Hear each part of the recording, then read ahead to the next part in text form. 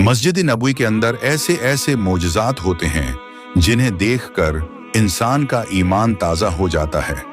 इंसान की ज़बान से अल्लाह अकबर की सदाएं ऊंची हो जाती हैं। दोस्तों, मदीना की बड़ी शान है। मदीना अमन वाला शहर है। मदीना वो शहर है जिसको फरिश्तों ने घेरे में ले रखा है। मदीना की गलियों से जब इंसान गुजरता है तो वो हुजूर के ज़माने में पहुंचकर ये सोचने पर मजबूर हो जाता है कि यहाँ से सहाबा दिन में 5 दफ़ा मस्जिद नबवी की जानिब जा रहे होंगे। इन गलियों में सहाबा के बच्चे खेल रहे होंगे और जब हुजूर इस गली से गुजरते होंगे तो क्या लम्हा होगा। बच्चे किस तरह खामोश होते होंगे। ये गलियां किस कदर खुश किस्मत हैं जिनके ऊपर अल्लाह के हबीब ने कदम रखे। इन गलियों के हर कोने, हर जरे, हर दरख्त, हर पहाड़ पर अल्लाह की रहमत और बरकत नाजिल हो रही है। हुजूर ने मदीना के बारे में फरमाया, जिसको मदीना में क़याम का मौका मिला वो खुशकिस्मत है। फिर फरमाया, मदीना में रहने वाला शख्स दुनिया और आखिरत में खैर पाएगा। जो शख्स मदीना की जानिब हिजरत करेगा अल्लाह इसके गुनाह माफ फरमा देगा। हुजूर ने फरमाया, मदीना एक मुक़द्दस सरजमीन है। उसमें कोई बिदात ना करे, कोई गुनाह ना करे और ना कोई नया अमल करे। जो ऐसा करेगा वो अल्लाह, फरिश्तों और लोगों की लानत का मुस्तहक होगा। हुजूर जब किसी सफर से वापस आते मदीना की दीवारों को देखकर अपने ऊंटों को तेज कर देते या अपने घोड़े को दौड़ाते। मदीना न सिर्फ इबादत का मरकज है बल्कि यही से सलाम की तालीमात दुनिया के कोने कोने में पहुंची। मदीना में दाखिल होने के तमाम रास्तों पर फरिश्ते होते हैं जो उस शहर में ताउन और दिजाल को दाखिल नहीं होने देंगे। हुजूर ने फरमाया, उस जात की कसम जिसके कब्जे में मेरी जान है, मदीना में कोई गली और कोई रास्ता ऐसा नहीं जहां 2 फरिश्ते उसकी हिफाजत ना कर रहे हों। मदीना में किया जाने वाला एक अमल 1000 एमाल के बराबर है। एक दफा रोम के लोग एक सहाबी को गिरफ्तार करके कुस्तंतनिया ले गए। इस सहाबी को बादशाह के सामने पेश करने से पहले वजीर ने कहा, बादशाह सलामत। ये लोग अपने नबी से बेहद मोहब्बत करते हैं। अगर इनका नबी वुजू कर रहा हो तो ये वुजू का पानी जमीन पर गिरने नहीं देते। उनके दीदार के लिए हर वक्त जमा रहते हैं। जब वो गुफ्तगू करते हैं तो सब खामोश हो जाते हैं और जब कोई हुक्म देते हैं तो फौरन उसकी तामील करते हैं।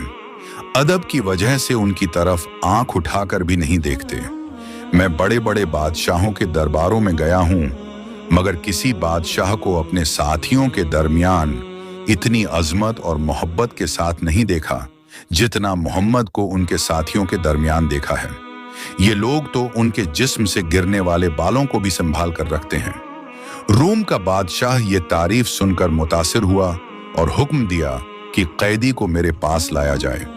चनांचा सहाबी को बादशाह के सामने पेश किया गया। बादशाह ने रौबदार आवाज में कहा, अगर तुम हमारा मजहब ईसाईयत कबूल कर लोगे तो मैं न सिर्फ तुम्हें आजाद कर दूंगा बल्कि अपने दरबार में एला मकाम भी अता करूंगा। सहाबी ने बड़े सुकून से जवाब दिया, अगर तुम मुझे अपनी सारी सल्तनत दे दो बल्कि अरबू वजम की हुकूमत भी दे दो तब भी मैं एक लम्हे के लिए मोहम्मद के दीन को नहीं छोड़ सकता। ये जवाब सुनकर बादशाह हैरान रह गया कि जिस कैदी की जान उसके कब्जे में है वो अपने नबी से किस कदर वफादार है। गुस्से में उसने हुक्म दिया कि इसे कैद खाने में डाल दिया जाए और सख्त निगरानी की जाए।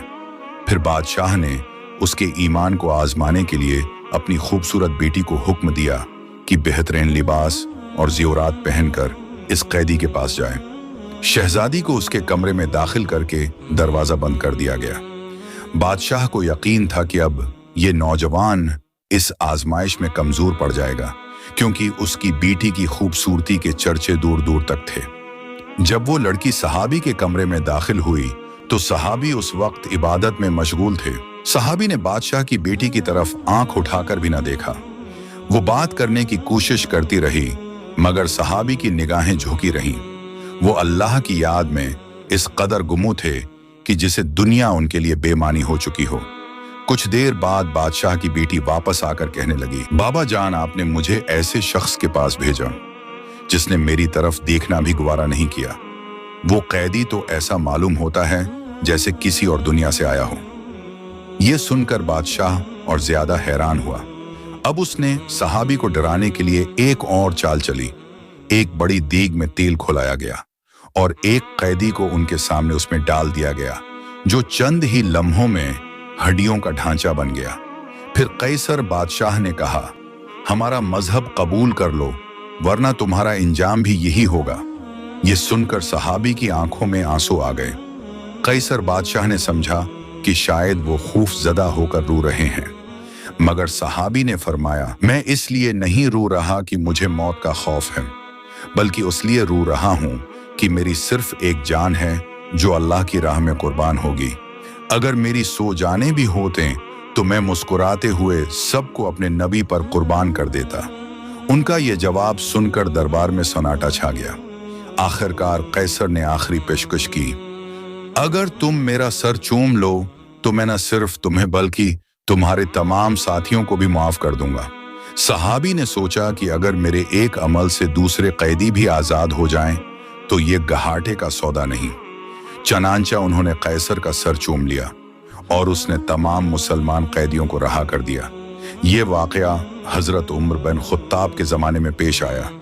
जब उन्हें इस बात का इल्म हुआ तो उन्होंने फरमाया, हर मुसलमान पर हक है कि वो इस सहाबी के सर का बूसा ले, और उसकी इब्तदा में खुद करता हूं।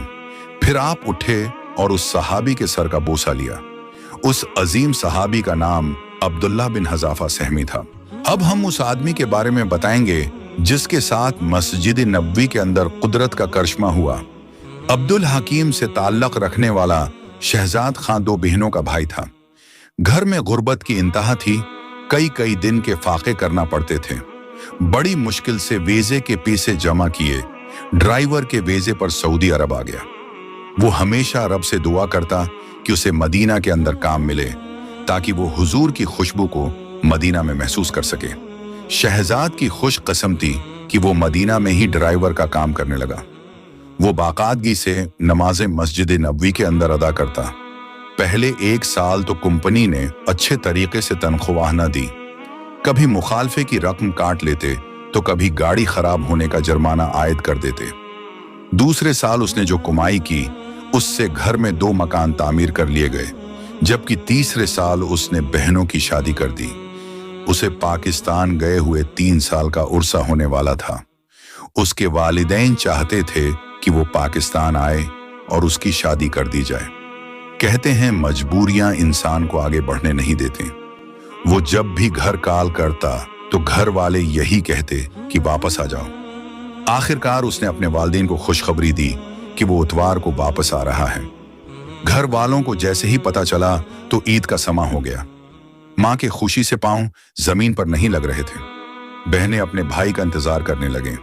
शहजाद ने आखिरी जुम्मा मस्जिद नबवी के अंदर अदा करने का फैसला किया। उसने सुबह सिहरी की, उसके बाद सो गया। दोपहर के 11 बजे वो तैयारी करके मस्जिद नबवी के अंदर गया। उसने जुम्मा की नमाज अदा की। इसके बाद बैठा था कि जमीन पर गिर पड़ा। जब शुरते ने आकर उसकी नब्ज चेक की तो उसकी रूह जिस्म से परवाज कर चुकी थी। शहजाद ने न जाने कितने ख्वाब देखे होंगे कि मैं पाकिस्तान जाकर फिला काम करूंगा। ये रमजान के दूसरे जुम्मे का वाकया है। वीडियो में आप लोग उस आदमी की तस्वीर भी देख सकते हो। तमाम देखने वाले कमेंट बुक्स में भाई के लिए एक बार उस्तगफिरुल्लाह जरूर लिखें। दोस्तों, मौत इंसान को मोहल्लत नहीं देती। 3 साल के बाद वापसी, ये सोचकर इंसान का दिल दहल जाता है माँ बाप पर क्या गुजरेगी। लेकिन उसके साथ साथ नौजवानों के लिए ये भी सबक है कि हर इंसान ने एक दिन इस दुनिया को छोड़कर जाना है, मगर रोजे की हालत में जाने वालों की बड़ी फजीलत है। क़ियामत तक उसे रोजे का सवाब मिलता रहेगा। मस्जिद नबवी के अंदर ऐसे ऐसे मोजज़ात होते हैं जिन्हें देखकर इंसान का ईमान ताज़ा हो जाता है। इंसान की ज़बान से अल्लाहु अकबर की सदाएं ऊंची हो जाती हैं। दोस्तों, मदीना की बड़ी शान है। मदीना अमन वाला शहर है।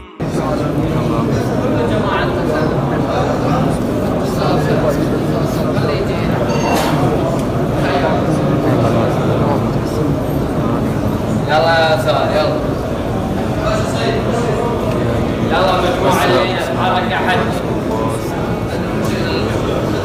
زايد